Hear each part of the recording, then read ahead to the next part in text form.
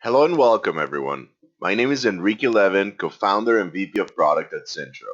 Zintro is a global platform that makes it easy for companies to start a conversation with highly specialized experts, consultants, contractors, and job candidates about potential phone consults, projects, or employment opportunities. Specialization spans all industry sectors, disciplines, job functions, and geographies. If you're looking for an expert, send an inquiry on Zintro. Today's webinar, Proposals That Win Business, will be presented by Katy Tynan, partner at MindBridge Partners. Katy is the author of Practical Guides to Career Transitions, as well as a speaker and consultant in How Work is Evolving. She advises organizations on how to leverage the free agent workforce and integrate independent professionals with internal teams. Katy is an expert in how the employer-employee relationship is changing and how individuals, businesses, and educational institutions need to adapt to the evolving landscape of work. Katy is the author of Survive Your Promotion, the 90-day success plan for new managers, and her most recent book, Free Agent, the Independent Professional's Roadmap to Self-Employment Success. If you'd like to ask Katy any specific questions, feel free to use the questions section of your GoToWebinar control panel on the right side of your screen. If it's not open, just click on the little orange arrow and then you'll see the question section. Feel free to write questions anytime throughout the webinar. Katy will respond to these questions after the presentation, so stay tuned. We'll also be providing Katy's Zintro ID for follow-up so you can contact her directly. As you know, on Zintro, it's really easy to contact experts directly. So stay tuned for that as well. Without further ado, I'd like to turn it over to our presenter, Katy Tynan.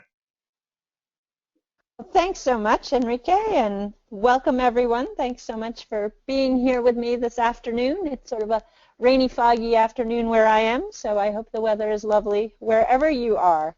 But today we are here to talk about proposals that win business and keep your projects on track, which is a really important topic for people who are working in the expertise space, people who are freelancers working for themselves, and really anybody, no matter what your organization size is, who goes out and does any kind of selling in part of your process. And of course, we all sell as part of our process, and everybody needs to get in the habit of understanding that part of everybody's job in every organization is selling. But specifically today, we're going to talk about those proposals, and we're going to talk about how to get them right and make sure that you've got all the elements in there, you're not making any of the mistakes, you're not doing things that are going to hurt you in the process. So here's what we're going to talk about today. First, we're going to talk about what's the big deal. Why do proposals matter? Why do we need to spend time and energy on them? And what's the difference between a good proposal and a bad proposal? We'll talk through the sales process and talk about where the proposal fits in the sales process and why it's important to get the whole process right end to end, but really specifically to get the proposal itself right. And then we're going to talk in a really nitty-gritty way about the purpose of the proposal and the elements of a great pitch. So how to get that proposal right, all the things that should be in it, everything that you need to think about. And finally, we're going to talk about what not to do and some do's and don'ts that I have seen over the years, either when people were pitching me or when I was putting out proposals and did it wrong. So certainly at the end, we're going to sum it up and have some Q&A. I'm happy to take questions and answer questions all about what I've seen in my career, and I've also got some resources that I can share for you if you're looking for some other people who are experts in this space too. So let's get into it. What is the big deal? Why are we spending time today talking about proposals? And why does a good proposal matter? Well, here's what happens, and when we get into the sales process in detail, we'll talk about this more. But when you're pitching a client, you meet them, somehow it turns into either a sales call or a phone call, an in-person meeting, and then you get to this point where you're putting your proposal together, and you are not the only person who's putting a proposal together for this person. So when you send them your proposal, it's going to be the only thing they have left of you to judge whether or not they should hire you. All the stuff that you did up until that point, where you met with them, where you presented marketing materials, where you presented your business card, where you developed that relationship, when they're sitting down and they have 3 different proposals in front of them, they're not going to remember all of those things. Think about it when it happens to you, when you have multiple vendors pitching you, and then you get into the point where you're evaluating 3 different pitches, and you don't really remember who said what or when. You just remember, well, these were the 3 people that I felt pretty good about, so I asked them for proposals. So a proposal is better than memory. It's a thing that you leave behind. It's a thing that you offer to this person that you've been building this trusted relationship with that helps them remember, why did they want to work with you? What was it about you particularly that was a unique and great fit? So better than memory, your proposal is the thing that this client is going to rely on when they're making their decision. It needs to have all of the elements that you put together in the sales process so that they can recollect all those reasons. And it's bigger than a business card. What do I mean by that? So I actually met a guy a couple of weeks ago at a speaking gig who gives out books instead of business cards. And they're short books. They're a couple hundred pages at the most, 100 pages at his smallest book. And he gives them out instead of business cards because he feels like they're something people keep. They keep on their desk. They look at. They don't just put it in their stack and forget. A proposal is like that too. It's something that represents your brand. It's something that showcases how you work and your best work. And a lot of times when somebody says to somebody else, hey, I'm looking for an expert, do you know anybody who does this? People will go through their LinkedIn, but they'll also pull up proposals they've received and say, hey, you know, I was working with this guy, here's what he sent me, or I was working with this girl and here's what she sent me. So remember that your proposal may very well go beyond the one client that you're sending it to, and therefore, again, it should represent your brand. It should also be, and this is super important, very specific about the process. So a proposal is the time when you're articulating the ground rules for the engagement that you're about to embark on. And so you really need to be specific about what you're going to do. You need to have these clear roles and goals, and you need to have clear pricing. That part is obvious. It matters because if you're not specific about these things, if you're not clear about these things, then when you get into the engagement itself, you start to run into problems. And so we'll talk about some of those things when we get down to mistakes. But good proposals matter because they go way beyond just the dotted line where somebody's going to sign to say, yes, they want to work with you. And that's why we're going to talk so much today about what should and shouldn't be in there. But I want to start off, first of all, by walking through the sales process. And this is a super simplified version of it. So for you guys who are salespeople out there, you know this flow. You start out at the prospect stage. So you go out and you look for people that you think are going to be a good fit for what you do.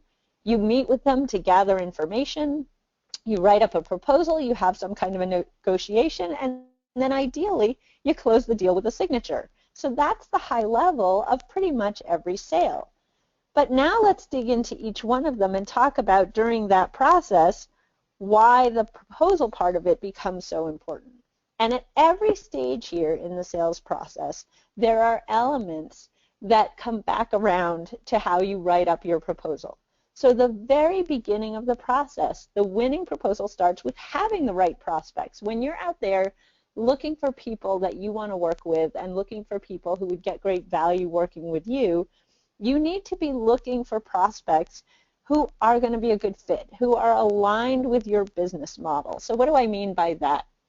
Well, if you deliver dollars per hour consulting services and somebody wants to hire you, for example, to do a fixed price project, and they want a really lowball fixed price project, or they're asking you to do something you really don't do, you can go down the whole sales process path and you'll always feel like you're sort of shoehorning what you do into what they're asking for, and it just feels hard. Whereas if you have a great client opportunity, they're really well aligned, what they're asking for is exactly what you do, that's perfect. It also should be work that you want to do, that you have the capacity and the ability to do, work that is part of your core business model. So when you're out there, think of yourself as a curator of all of these prospects. So you don't want to just spend all your time talking to anyone and everyone who'll talk to you. You want to spend your time in the prospecting stage looking for clients who are really well aligned with you and what you do. And this last bullet is super important. You need to have clients who have the ability and the willingness to pay for this kind of work. So I have spent a lot of time in the sales process with people who are very interested in the work that I do, but they have no budget. They have no ability to pay for this work. I've also spent time in the sales process with people who think that some of the work that I do they should just get for free. So a lot of the thought leadership work, a lot of the stuff that you do that helps people understand your industry, that is stuff that people may not be willing to pay for. And so you need to have a clear understanding of when the free stuff stops and when the paid stuff starts. And all of that happens in the prospecting stage. So I say to people, think about prospecting like speed dating. You should be out there trying to find somebody that you want to work with, that wants to work with you, that's a good match, and that has the ability, the capacity to pay the bills at the end of the day. And when you find those people, then you can move on to the next stage. But if you're not finding those people, then you got to keep looking, because if you go down the sales process with somebody who's really not a good fit, you can waste an awful lot of time, and that's just not a good plan. So then we move into the information gathering stage. And again, this is sort of level 2 for the proposal of gathering the data that you're going to need in order to write that perfect pitch. So what data do you need? You need to understand the scope. What's the project? What's the need? And this is where I see a lot of people who are new to the consulting world stumble. They don't gather enough information, and they don't really listen to what the client's asking for. It can be easy in this stage to jump to the conclusion that this person really needs me. I can really help out. I need to get involved in this process. And you stop listening and hearing what the requirements really are. So understanding the scope is critical. And writing it down, take notes, bring your tablet, bring a dictaphone, doesn't really matter. Whatever tool technology you use, when you're in that data gathering phase, you need to be able to go back to that information when you're writing up the proposal and get it right. Because otherwise you're going to spend a lot of time circling between these two phases, information gathering and proposal, back and forth, to get it right and to get it to a point where your client can actually sign. You also want to identify roles. What are you going to do? What's the client going to do? And understand what you're bringing to the table and what the client expects you to bring to the table versus what they're going to provide.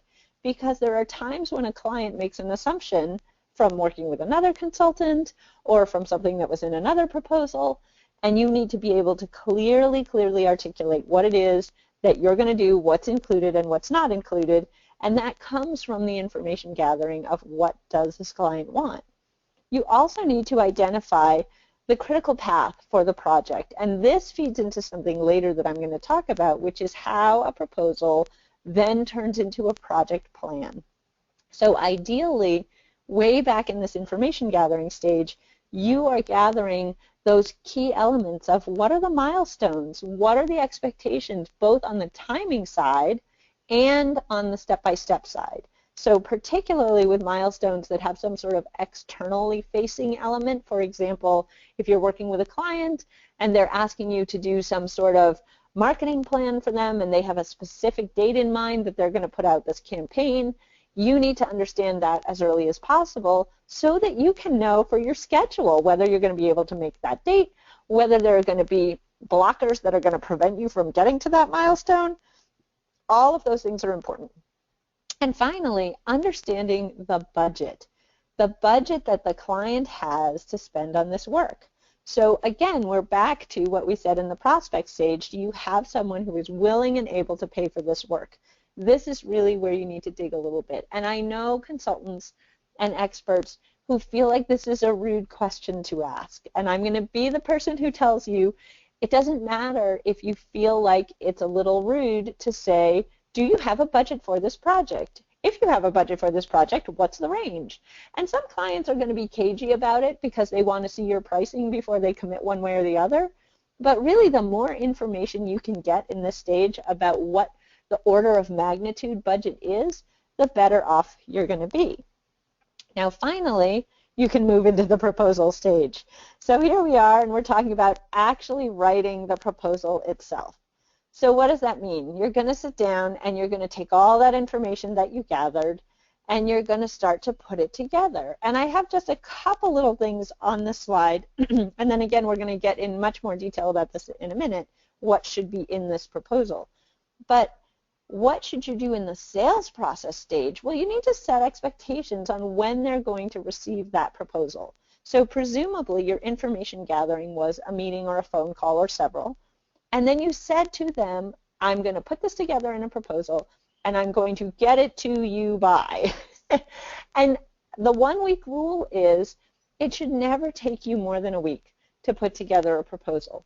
If you can't get a proposal to a client within that 1 week time frame, then either you don't have the right information or your proposal process is tremendously too long. Because most clients, when they're going through a solicitation phase where they're asking for proposals from various people, they don't have a month-long expectation during which they're going to receive proposals. And if yours comes in 2 weeks later, it's probably going to be too late. So the 1 week rule is an absolute maximum, and really I would shoot for just a couple days. The faster you can turn around that proposal, as long as it's high quality, as long as it includes all the elements, the better off you are. And the including all the elements piece is very important. You need to make sure that you get everything in within that 1 week rule. And then we get to negotiation. And I just want to make a couple of really important points about negotiation as you think about it as part of the structure of the sales process itself. So when you're negotiating the final deal, you've sent a proposal, a client's come back to you and said, hey Katie, this looks great. We really want to work with you. We just have a couple of changes. And you know, I spent 15, 20 years in the IT industry, and I would say to people all the time, the worst 3 words for an IT person are can't I just? Can't I just connect to the internet from here, from there, from everywhere? Can't I just have this application integrate with that application? It's the same thing in a negotiation for a proposal. Can't we just cut the price in half? Can't we just add this module that was never a part of the conversation? Can't we just use these internal resources and use that to defray the cost of the project, and then you don't have to worry about it? So when you're in that negotiation, again, a lot of people who are new to the field, or if you're struggling to find work, it can be really tempting to capitulate here and to say, you know what, yeah, I'll do it for half the price, or yeah, I'll drop the price down 20%, 30%, or okay, sure, I guess we can add this extra piece. And this is where things go off the rails. So I want you to be really very careful in the negotiation phase. Hold the line on price. Hold the line on price. Why do I say that? Because you need to have a defensible pricing strategy. You need to be able to explain where your pricing came from, and you need to be able to hold that line, because otherwise you get in this terrible cycle of overpricing and then negotiating down. That doesn't mean you can't negotiate at all, but I would say you never want to give away more than 10% of your original price during a negotiation phase, or else you start getting into a zone where you're going to end up uncomfortable. You're going to end up working and not making money, and then having to make poor choices because another client will come in that's going to pay you a full freight rate, and you're going to want to focus on that. So hold the line. And then make sure that your timeline and your payment schedules don't get messed up in the negotiation phase. Now, sometimes what happens, and especially at this time of the year, something really nice happens. People say, I want to pay for this with $20, $15. Can I write you a check for it today? Sure. But if it goes the other direction, okay, that's great. We'll pay you 60 days after the delivery of the final product. That just doesn't work. So this is where you need to be really careful about the timeline and the payment process. And finally, what's included and what's not included. So if your client is asking you to add more elements, that's going to change the price. And you need to be able to go back and cost that out again, and not just say, yes, oh sure, I'll add in that extra module. Because again, then what you're doing is you're dropping your price just in a different way. You're adding elements without adding costs. And then the final piece, the signature. So this is where a lot of times things can get hairy, especially in big organizations, because you get to this point after the negotiation where they send your contract to the legal department, and then it can go into a black hole, it can go to negotiations forever, Legal can start to pick apart and ask you to change things that you're not comfortable with. So getting the signature is actually much harder than you may think it is, but it's really important to get there, and when to start work, and deposits versus signatures, and these elements that cause you to say, yes, we're ready to go. I always say wait for the signature. Don't start work until you have a signature.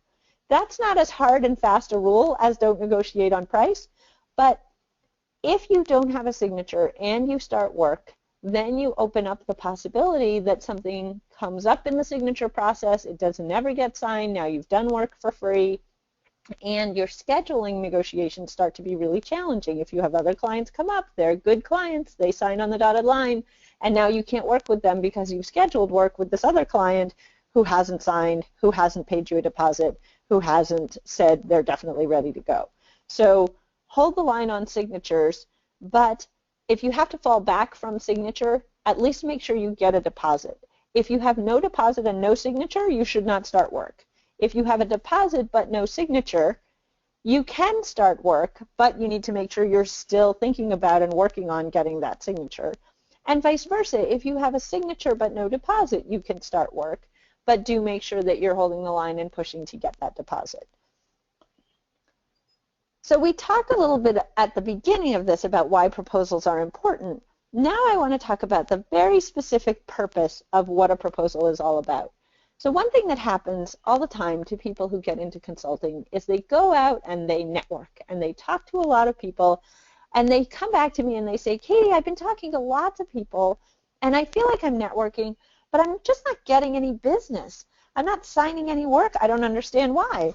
And I say, how many proposals have you sent out? And they say, oh, well, I figured we have a verbal conversation, and so, I haven't sent anything out yet.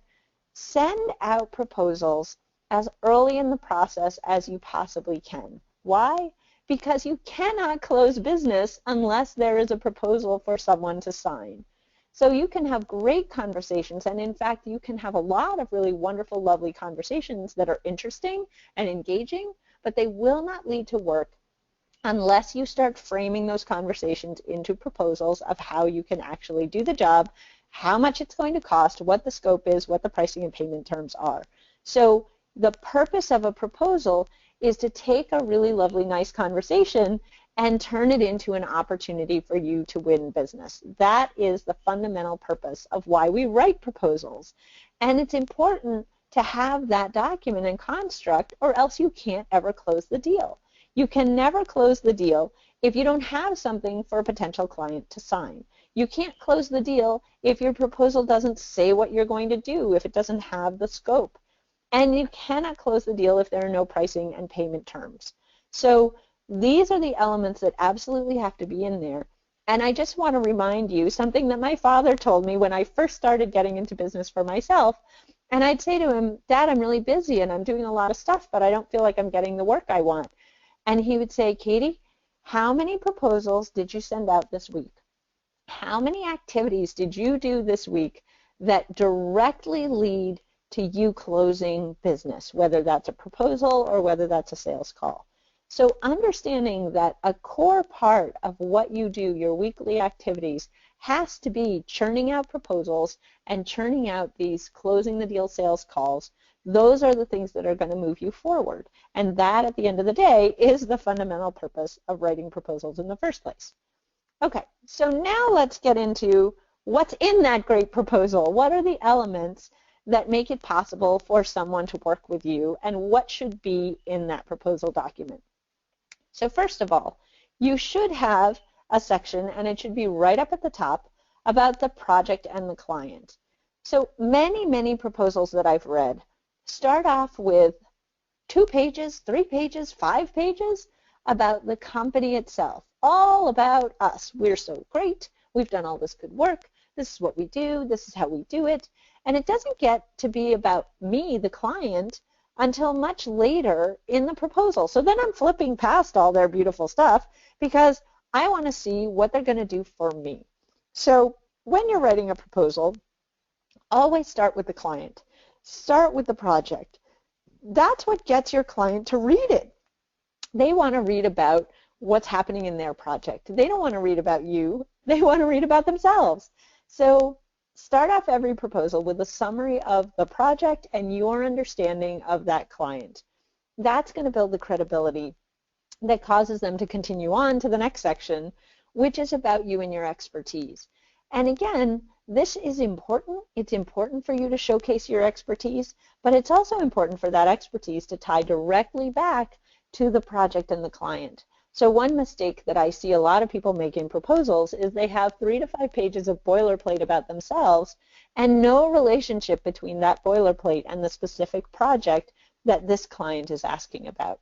So do make sure you start with the client, then do make sure you move on to you and your expertise, but tailor it for the client and make sure that it is specific to the work that you're about to do. Then you need to have the scope. And the scope is so important, and there are all different ways. I've seen lots of different templates for people to write out scope of work, but having a scope of work that defines exactly what you're going to do, exactly what deliverables you're going to produce, exactly what you're on the hook for, is how you set expectations from day one about how this project is going to go down. Then you need to have pricing. And that pricing has to have an expiration. I'm going to say this at least 6 times during the rest of this presentation, so don't miss it, don't forget it. Your pricing always has to expire. Why? Because I have had people dig up proposals that I wrote for them a year ago, 2 years ago, and they show up and say, okay, I'm ready to sign it now, and I've changed my rates, or I've changed my pricing strategy, or I've changed something about what I do. So make sure that your pricing expires. 30 days is fine, 60 days is fine, a year is really too long. I would definitely keep it shorter than that. And then you have your terms and conditions. Now these are going to vary greatly. Sometimes if you're writing terms and conditions yourself and you're working with a small other organization, you can get away with a pretty light set of T's and C's. But if you're doing business with a Fortune 500 company, odds are they are going to want you to sign what's called an MSA, a Master Services Agreement, and it is going to be a 20-page long, very deeply legal document that they specify. So your T's and C's, whether they're yours or whether they're your clients, this is where a lot of legal negotiation happens. And frankly, it's where a lot of proposals get stuck. People get stuck in the process of negotiating and they don't get beyond that. So if you're writing your terms and conditions, I want to encourage you to write them in language that people can understand, especially if the bulk of your work is with small organizations. Write straightforward T's and C's, and I'll talk about what should be in there in a little bit later. But make sure that they're readable, understandable, and that the person that you're talking to agrees to them. And then finally, the signature. So these are the elements, these are all the things that specifically need to be in your proposal. So now we're going to talk about each of them in detail. So first, about the project and the client. You have 2 things here. You have what the client wants, and you have what you do. And they're going to overlap more or less depending on who you are, what you do, and what the client wants. In a perfect world, these 2 circles would be absolutely perfectly on top of one another. But odds are they're not. So when you are going through a proposal process, what you're trying to do is identify where there's overlap, where there's good synergy. And then if there's not, if the client wants something and you don't do it, that's the time to bring somebody else to the table. I've seen a lot of projects go wrong because a client asks for something that a consultant or an expert doesn't typically do, and they say, oh, well, gosh, I'll try for you.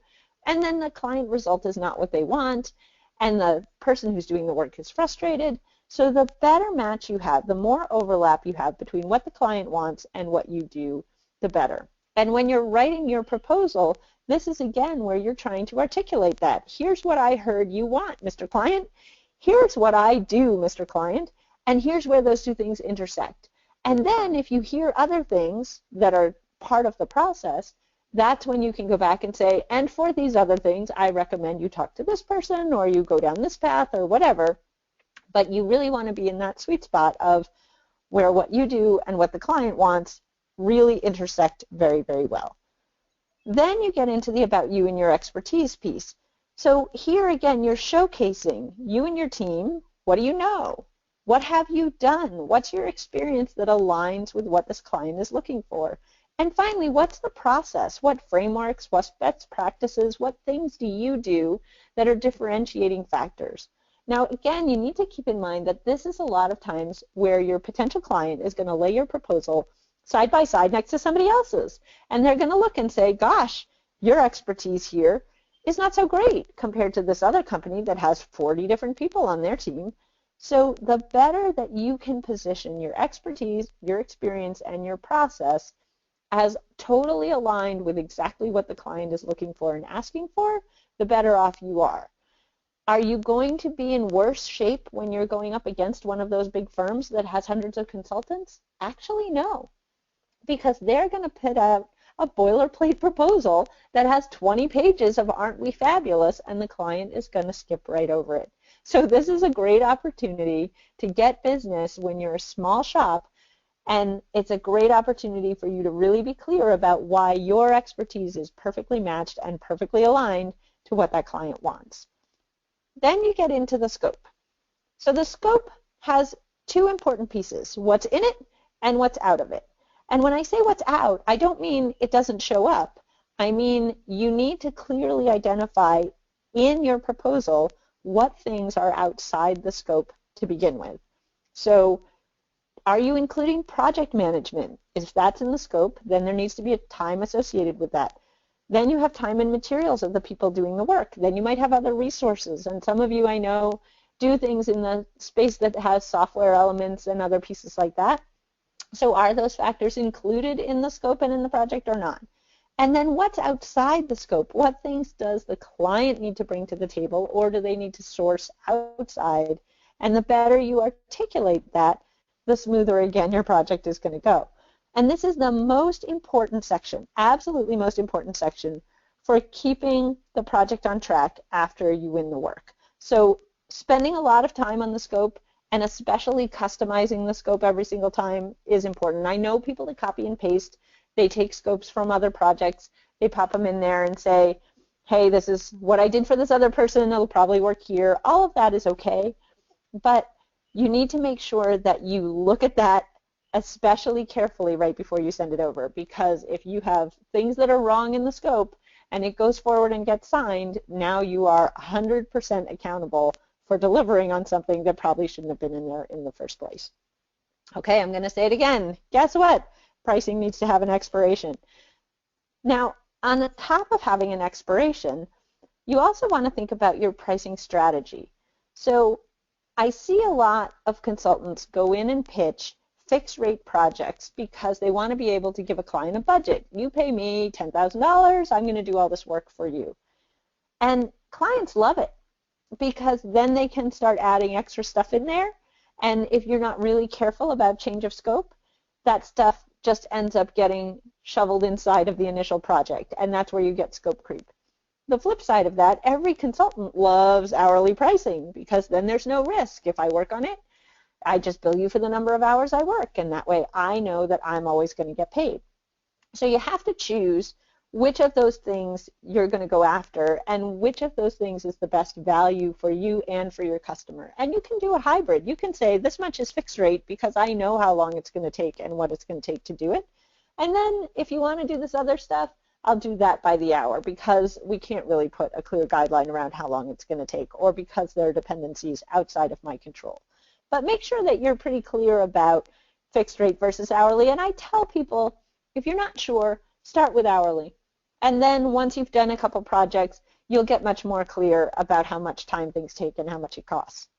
The second pricing strategy I want to talk about is project plus recurring versus install included. So what do I mean by that? Well, a lot of times when you go into an engagement, you have something where there's an opportunity for a long-term relationship that's going to pay you money. Think of this like when you go to buy a cell phone. And it used to be, it's not anymore, but it used to be that they gave you a really great deal on the hardware itself because they knew they were going to get that money back by having you signed into a 2-year contract. So that's the install included methodology, where you go to someone and say, hey, I'll do this upfront little assessment thing or upfront installation thing, and I won't charge you for that. But then you're going to sign a longer term contract with recurring revenue and then I'm going to do that work, and that's where I'm going to make the money back on the back end. Or alternately, you can say, okay, the upfront project costs X, and then the recurring cost is lower. So this I just included here so that you can think about some of these different strategies and ways of pricing projects. This is super dependent on what you do and how you do it, and different industries have different standards about how it all works. So it's certainly something, as you're going through the process, that it's worth asking your network, hey, how do you guys price things? And you want to make sure that your pricing includes what's included, what's not included, and also communication and availability of resources. So this is where you're going to talk about when you can start the process. And on the pricing page, a lot of times is when you talk about the availability of your resources and when these people can start. Terms and conditions. These are the things, when I think about terms and conditions, that need to be in there. First of all, change of scope. How does a client change or add on to the scope of the project? What's the payment schedule? Where's the work happening? Who owns this work after it's done? There's usually a limitation of liability, a non-disclosure, non-solicitation, and a cancellation policy. These are really typical terms and conditions. If you have an attorney, draft your T's and C's, read through it, ask them to explain these things so that you can recognize them in other contracts. And make sure that you're comfortable in your own language with explaining what each of these elements in the terms and conditions section are and why they're there. And then finally, the signature page. I just want to talk about a couple of terms, again, because we've just talked about it a little bit. Master Services Agreements, MSAs, are typically big legal documents, a lot of times used by Fortune 500 companies. And then they have a statement of work that's associated with a Master Services Agreement, because the services agreement has all the terms and conditions, and then the statement of work is just the scope and a signature. So just know that when you're working with a large organization, that's a pretty typical structure, whereas smaller organizations or individuals, you'll typically just see a scope of work with a small set of terms and conditions and a signature page. And then who signs? This is actually very important, because this is where you define who can actually authorize this work. So if you negotiate a deal and someone signs it and they don't have signatory authorization, then you're not going to get paid for that work, and that's a problem. So I always recommend the owner or an officer of the company needs to sign off on your proposals and projects. Okay, now let's get into what not to do. So first of all, mistake number one we see all the time. The scope is not specific enough. I can't say enough that the scope is the most important part of your proposal. Pricing not clear. If you have a $10,000 price point, but you don't say what's included in that and what's not, or you say, well, this part of it's priced one way, and this part of it's priced a different way, and this part is hourly, and this part is fixed price, that's confusing to the client. You want to make it as easy as possible for that client to say yes to the proposal, and clear pricing really helps you do it. Timeline not clear. When are deliverables expected? What are you doing, and when are you doing it? What is your client doing? When are they doing it? When is this done? What are the milestones? All those things. So the timeline elements should be in the proposal.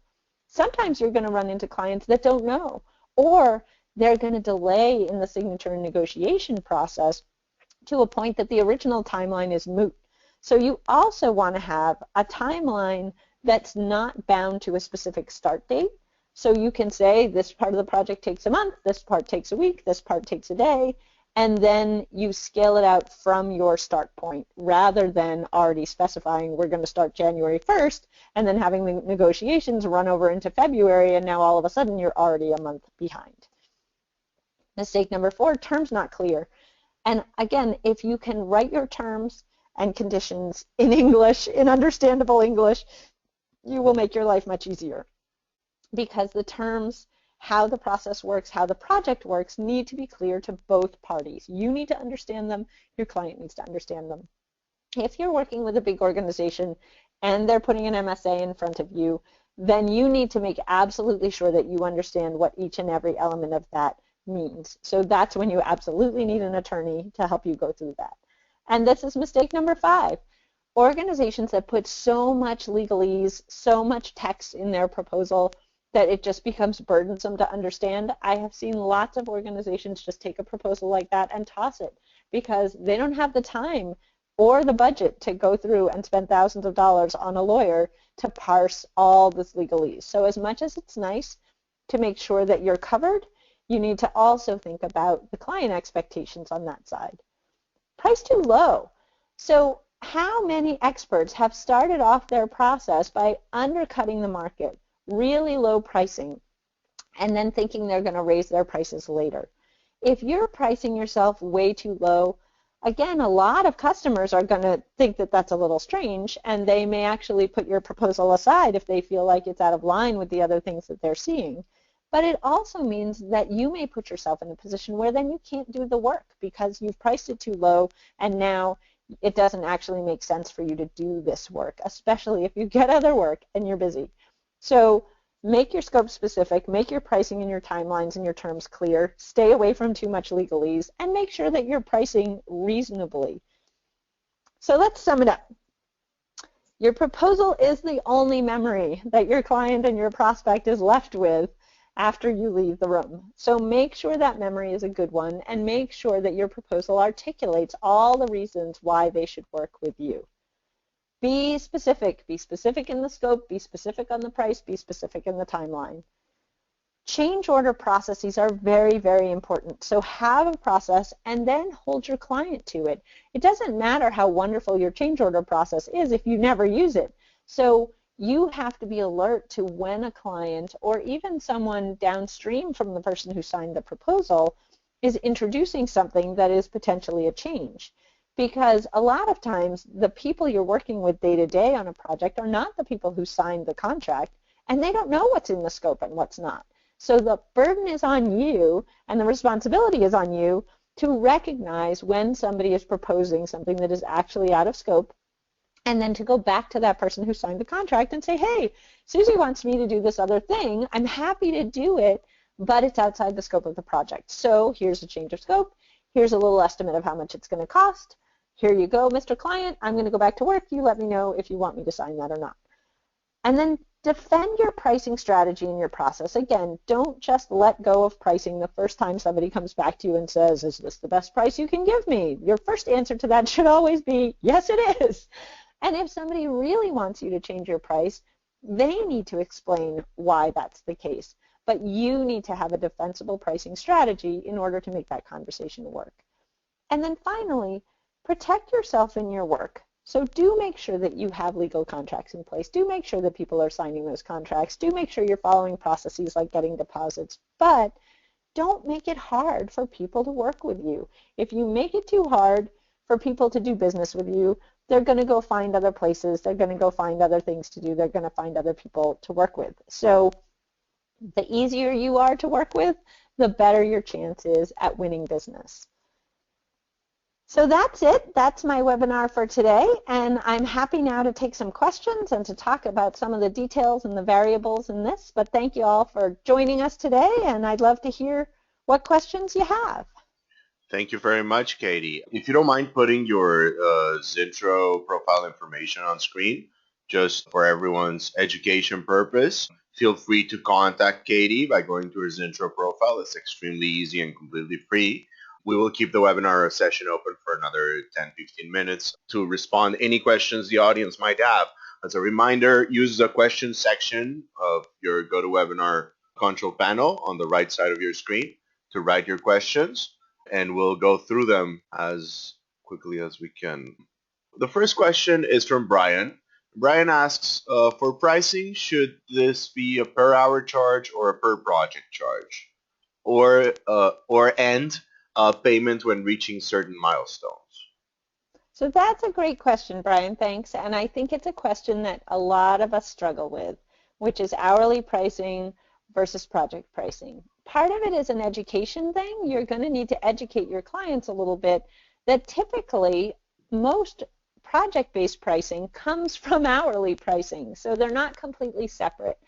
And what we tend to see is there's variability in pricing by the hour, and some clients are uncomfortable with that. And in fact, some clients will not be able to work with you unless you put some kind of a fixed price down, because they have to take that up to their budgetary authority, so they need a fixed price. So in that case, I do recommend that you add a little slush to the project to make sure that you have some extra hours built in.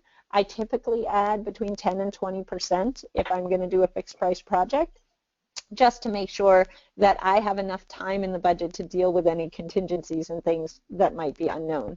The more you know about a project, the easier it is to price a fixed price project. The less you know, the more likely I would fall back to pricing by the hour. Milestone payments you asked about, those are pretty important, especially if you're a consultant and you're working for yourself, because if you're not going to get paid until the very end of a 6-month project, how are you going to eat in the interim?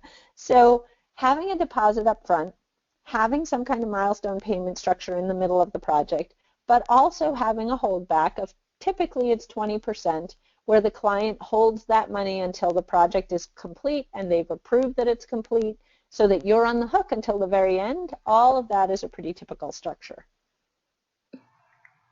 Thank you very much, Katie. So we have a question by Doc.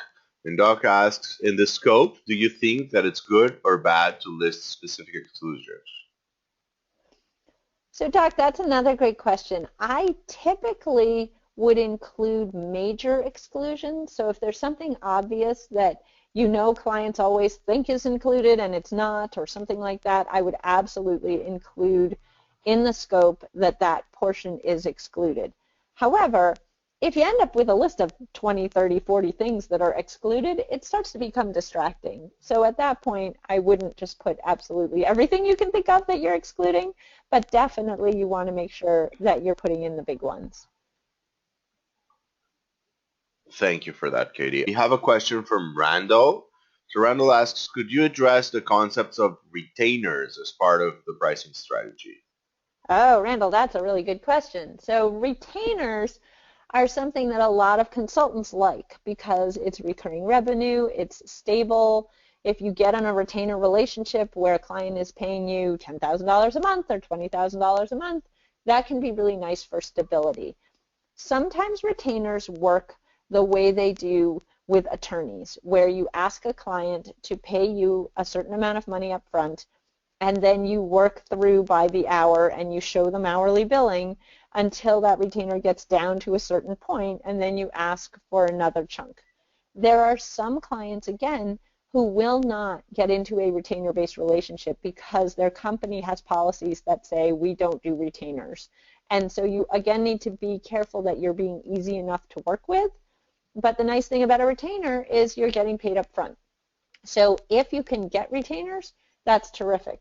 And it's a really good way, especially if you're busy and you have a lot of potential clients, it's a good way to see who's serious in your prospect list, who really wants to work with you.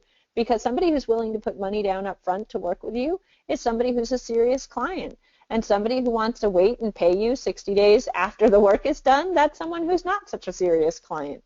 So if you have the opportunity to get in a retainer relationship with someone, it can be great. However, my one caveat to that is, just like any other project, you want to make sure that you and your client are clear what's in the scope of that retainer agreement. Because if they pay you, you bill a bunch of hours against it, and then they come back and say, you know, those hours you billed, well, we don't want to pay for those because they weren't in the scope, then you're crediting back, and then you've wasted time. So you still need to have a scope. You still need to have an understanding of what's included in that retainer agreement. But if you can get a retainer agreement, it's a really good thing. Thank you, Katie. We have a question, I think from 2 points of view, the same question. One is from James and the other one's from Moss. And so Moss says that he has a problem. He has seen a problem with owners of small companies not responding to proposals in a timely manner. What do you suggest beyond expiration or pricing? And then James asks, how can I raise the priority of my proposal? And I thought those two might be answered together. Yeah, those are really good questions and really typical problems that we see. So you spend a bunch of time, you draft a proposal, you get it all, it's beautiful, you send it to your client, and you get radio silence for a week, for 2 weeks, for 3 weeks. So first of all, you need to try and understand what's going on there at that client to solve that problem. So sometimes the sense of urgency is not there, and a client is rolling around in their head, and this is a nice to have, it's not a requirement, it's something that they'd like to spend money on, but they don't have the budget right now. So the more you can build the relationship during the sales process with the person that you're communicating with, the better leverage you have to go back to that person and say, hey, I sent you the proposal, it's been a week or so, I wanted to check back in, and I'd love to just hear what's going on in your organization so I can better understand if we need to tailor the program differently in order to make it something that's possible for you to sign. Sometimes what that means is breaking it down into chunks. Sometimes you send somebody a big proposal and they really can't get started with you right away because it's too big to get approved. But if you can chop off a small chunk and say, hey, let's just do the assessment part of this. It's just a couple $1,000s. It's a couple days work. You can get a sense of how I work, and then we can go forward. So there are a lot of strategies you can use, but it all starts with having that open communication with the client to say, hey, what's going on? Why might this not be getting through? And to really become partners with that client contact in shepherding this through to the end. I will say there's a percentage of the proposals that you send out that you're just not going to get any response. And it's frustrating and it's depressing. And if you're ever on the other side of that, if you're receiving proposals, be kind to the people that spent time and effort putting a proposal together. Do give them feedback. Do get back to them. If you're not going to go forward with the project, do let them know. That's a courtesy, and I think it's important. But for you, if you're on the other side, you try, you make your best effort, you do try and follow up. But at some point, you're going to need to let it lapse and then circle back with that client in a month or two and just check in again and see what's going on. But it can be very hard and very frustrating if you're not getting feedback on why your proposal is not getting signed. Thank you very much, Katie. I'm sure that was extremely useful. Guys, if you have any questions, feel free to drop them in. We still have about 8 minutes to go through Q&A. So here comes a very interesting question. So if you have a small company, you don't have the reputation, you don't have the brand, you don't have the recognition, maybe you don't even have the success cases of previous work. So the question is, if you have a small company, do you need to identify each team member and provide their credentials and expertise? Is that positive or negative from your perspective? Oh, that's a great question. So I think it happens a lot when you're a small company that you're forced into the position of trying to demonstrate why someone should choose to work with you.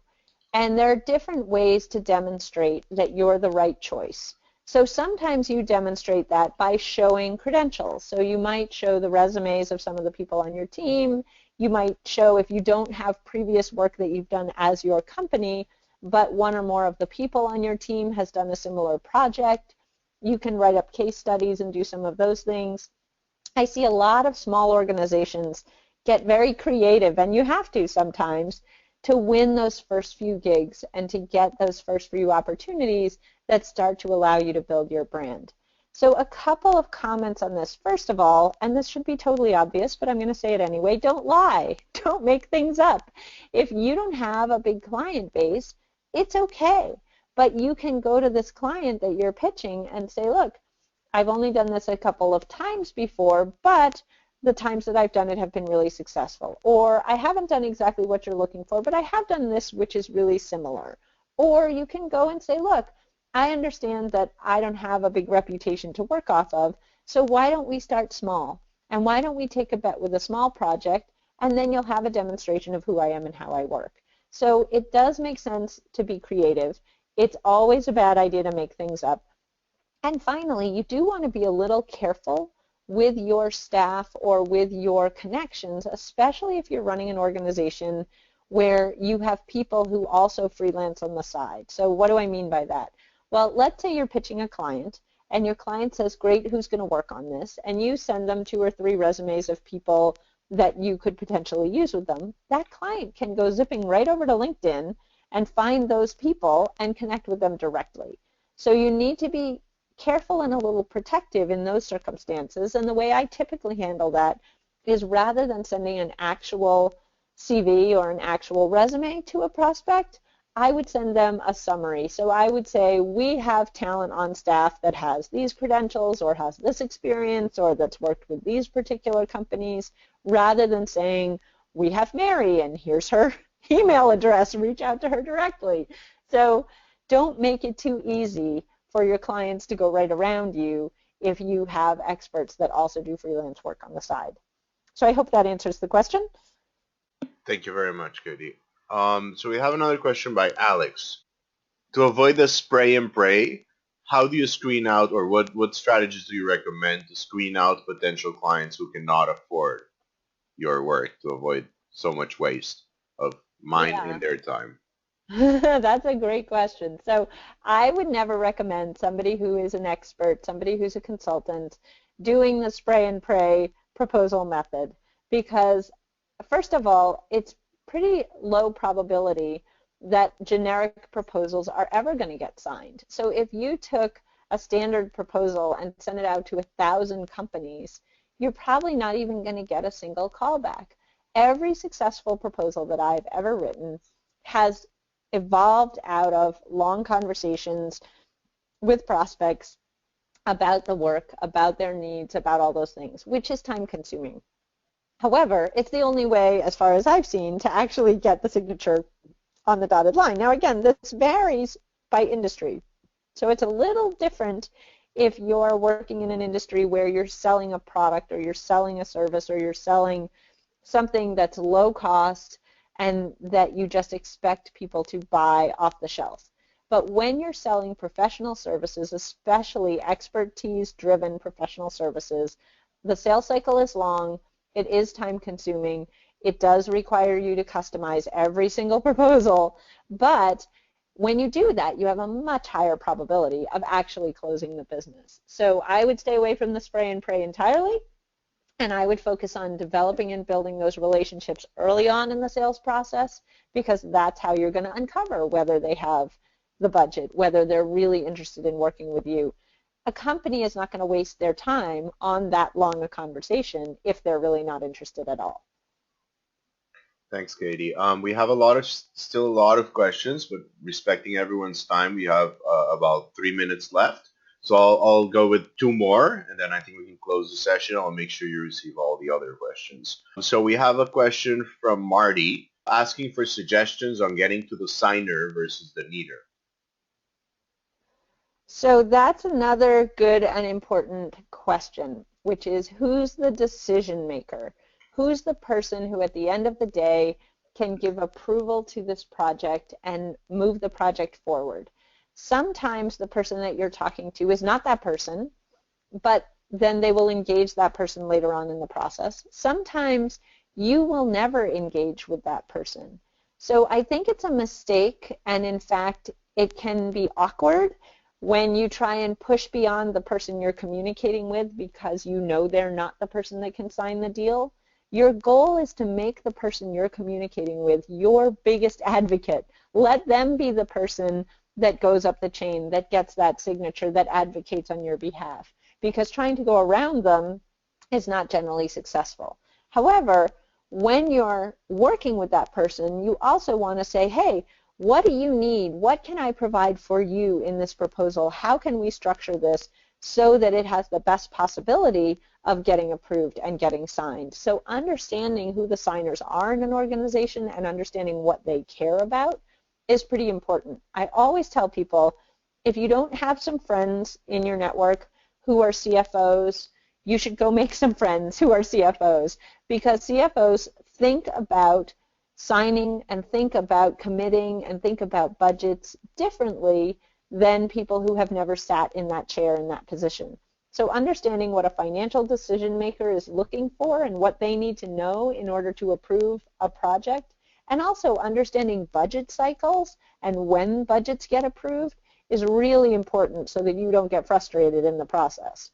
Thank you very much, Katie. I think we're going to move on with closing the webinar presentation, and I'll make sure you get all the remaining questions. So, Katie, on behalf of Zintro and our over 180,000 members, I want to thank you so much for sharing your insights.